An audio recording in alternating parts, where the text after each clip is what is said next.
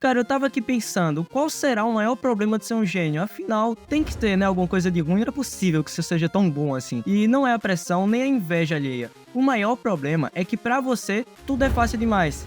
E quem diria, né? Quem diria que tudo ser fácil demais, isso seria um problema. Em Nag de Bruylock, percebemos que ele é a personificação desse dilema.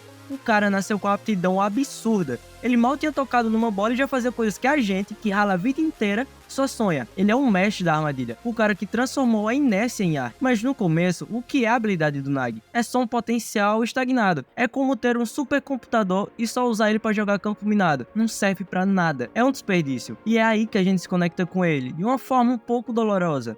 Mas me diz aí, na boa, qual é a sua capacidade que você tá deixando na gaveta por pura falta de vontade? Qual é o seu superpoder que você só usa para tarefas mínimas? Aquele que te faria mover o mundo, mas você só usa para mover o mouse. A vida do Nag antes do futebol era a definição de tédio existencial. Ele não tinha nem amigos, o que ele tinha era um cacto que ele falava, o cara falava com um cacto, mano. Ele não tinha ambição, só o próximo nível do jogo do celular dele. Ele era um prodígio que vivia como um recluso. Mas espera aí, que antes da gente mergulhar de fato na história do Nag, eu preciso te apresentar uma ideia que vai mudar a forma como você enxerga o seu próprio potencial. E relaxa, que não é papo de coach nem nada do tipo. É um conceito antigo, da filosofia, mas que se encaixa perfeitamente na vida do Nag e na sua. A gente chama de ato e potência. Vamos lá, o ato é o que você é agora. O Nag era, em ato, um garoto preguiçoso e desinteressado. A potência é tudo aquilo que você pode vir a ser. A potência do Nag era ser o melhor atacante do mundo.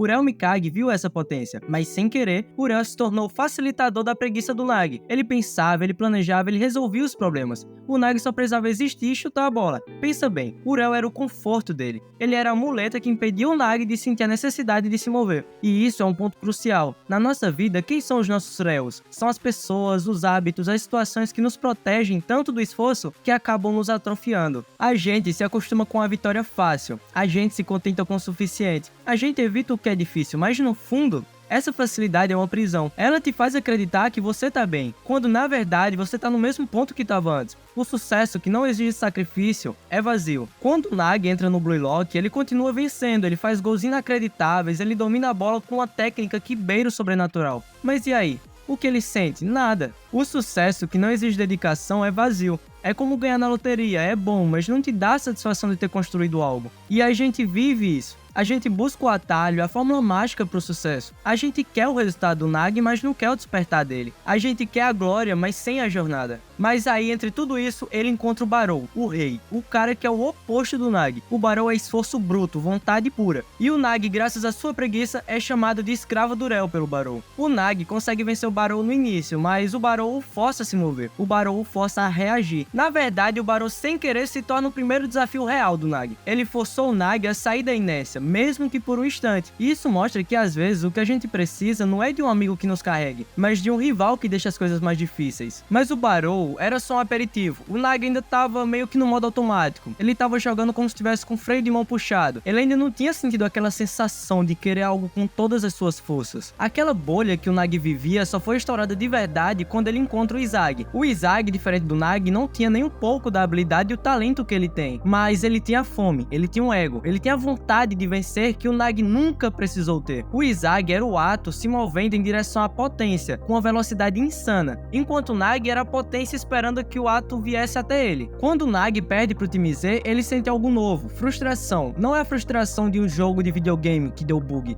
mas a frustração de querer algo e não conseguir. A dor de ser superado por alguém que ele considerava inferior. E foi aquele momento, aquela derrota, que foi o soco na cara que ele precisava. Não foi um discurso motivacional. Foi a dor da perda que fez ele pensar que ele queria algo mais. Ele quer aquela emoção de novo. A ambição dele não nasceu de um sonho de infância. Ela nasceu da dor da perda e do desejo de sentir a emoção da vitória, que realmente custou algo. A derrota não é o fim. É o combustível que acende o fogo do gênio. É o momento em que o ato do Nag começa a se mover em direção à sua potência. E para crescer, o Nag teve que fazer a escolha mais difícil, deixar Urel. E isso é foda, porque o Urel era o conforto dele, era o cara que pensava por ele, mas para alcançar o próximo nível, o Nag percebeu que precisava pensar por conta própria, sair da sombra e se tornar o protagonista da sua própria história. A gente também tem que fazer isso, sair da sombra de quem nos protege demais, parar de depender de um mentor, de um amigo ou de um parceiro. A busca pela excelência é o caminho que em algum momento você tem que trilhar sozinho. O Nag teve que aprender a se virar, criar suas próprias jogadas, a se tornar o egoísta que o Blue Lock exigia. Ele trocou a facilidade pela luta, e é na luta que o seu talento se transformou em genialidade. Ele percebeu que o esforço não era burrice, era a chave para desbloquear o verdadeiro potencial. O mundo tá cheio de gente que tem capacidade, mas que vai morrer sem nunca ter usado 10% dela. A dedicação é a única moeda que o sucesso aceita. Não adianta ter um melhor cérebro, a melhor aptidão, a ideia mais brilhante, se você não tem a disciplina de um aprendiz. O Nag teve que se tornar um estudante aplicado do próprio jogo. Ele teve que aprender a desejar. Se você tem um dom, você tem uma obrigação com ele, a obrigação de levá-lo ao limite. Pare de se orgulhar do seu potencial. Comece a se orgulhar do seu trabalho duro. Encontre o seu desafio. Deixe ele te frustrar, deixe ele te sentir com a agonia de não ser bom o suficiente, porque é essa agonia que a sua verdadeira determinação vai nascer. O Nag nos mostra que a motivação não é um ponto de partida, é uma consequência.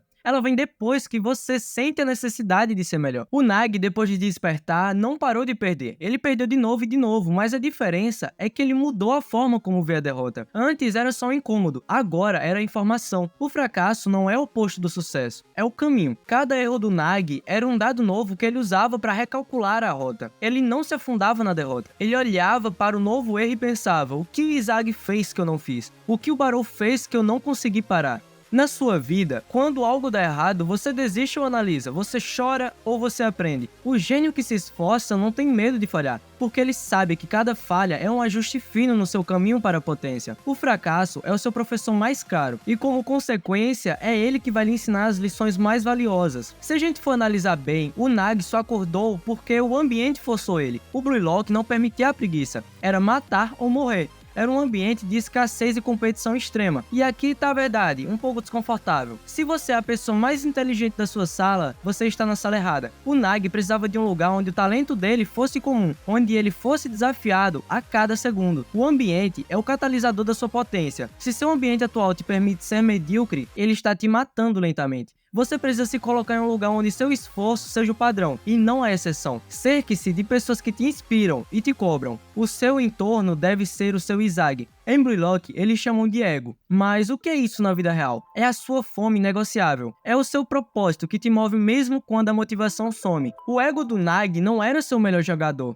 Era sentir a emoção de fazer algo que ninguém mais conseguia. Era a caçada. Qual o seu ego? É dinheiro, é fama, é a liberdade? Não importa o que seja. Ele tem que ser maior do que a sua preguiça. Ele tem que ser o seu motor interno. A razão pela qual você se levanta e decide se mover em direção à sua potência. Se o seu ego for fraco, a primeira dificuldade vai te derrubar. Se ele for forte, ele te levanta mesmo quando você não tem mais forças. A fórmula do sucesso do Nag pode ser resumida em uma tríade. 1. Talento. O 2. Esforço. E o terceiro, a ambição. O Nag tinha o talento, mas faltava o esforço e a ambição. Ele só se tornou imparável quando os três se alinharam. O seu talento é só o ponto de partida. O esforço é o que te mantém na corrida. E a ambição é o que te faz cruzar a linha de chegada. Você precisa de um equilíbrio. O talento sem esforço é preguiça. O esforço sem talento é frustração. O esforço sem ambição é genialidade. Olha, no início, o Nag se comparava com o esforço dos outros. Ele viu o Barão se matando e pensava: cara, que burrice, eu faço isso sem suar. Mas ele mudou. Ele parou de se comparar com o esforço alheio e começou a se comparar com seu próprio potencial. Ele parou de olhar para o lado e começou a olhar para o futuro que ele poderia ter. Muitas pessoas que almejam chegar nos seus sonhos acabam passando por uma parte muito venenosa, que é a comparação extrema. Olha, a única comparação que importa é se você é melhor hoje do que você foi ontem. O seu ato está mais próximo da sua potência do que estava na semana passada? Essa é a única métrica que um gênio que se esforça usa. O seu único rival deve ser a sua versão anterior. Até pro Nag, que era um prodígio, teve que se tornar um aprendiz. Ele teve que ter a humildade de aprender com o Izag, o qual ele considerava inferior. Ele teve que estudar, analisar e se adaptar. A verdadeira genialidade não está em saber tudo, mas em ter humildade de aprender com todos. O gênio que se esforça é aquele que entende que o conhecimento é a única coisa que pode expandir a sua potência. Não importa o quão bom você seja. Sempre há algo que pode ser absorvido. A humildade não é a fraqueza, é a inteligência de saber que o mundo tem mais a te ensinar do que você tem a oferecer. A gente falou que o Nagi teve que deixar Urel, mas a verdade é que essa história é muito mais complexa do que um simples corte. Urel era o espelho do Nagi. Ele era a motivação externa que o Nagi usava para não ter que encontrar a interna. Pense na codependência. Urel precisava do Nagi para ter um sonho, e o Nagi precisava do Urel para ter uma razão para se mover. Era uma relação que, no fundo, impedia o crescimento de ambos. O Nagi, ao se afastar, estava dizendo que ele precisava descobrir quem ele era sem Urel. E Urel, ao ser rejeitado, foi forçado a encontrar o seu próprio ego, a sua própria razão para jogar. A lição aqui é um pouco dura. Às vezes, o maior ato de amor e respeito que você pode ter por alguém é exigir que essa pessoa se afaste. Pensa no Shigiri. O talento dele era a velocidade, mas ele vivia com freio de mão puxado por causa do medo de uma lesão. O Nagi tinha preguiça de se mover. O Shigiri tinha medo de se mover. São duas faces da mesma moeda, o potencial paralisado. O Nagi precisou de uma derrota para acordar. O Shigiri precisou de um ultimato para arriscar tudo. Qual é o seu freio de mão? É a preguiça do Nagi ou é o medo do Shigiri? A lição é que não importa o que te paralise, a ação é o único antídoto. O Shigiri escolheu a dor do arrisco ao invés da dor do arrependimento. O Nagi escolheu a dor do esforço em vez da dor do tédio. Além de todo mundo, ainda tem o Kunigami. Ele foi derrotado, ele caiu no Wild Card. Ele teve que se reconstruir do zero.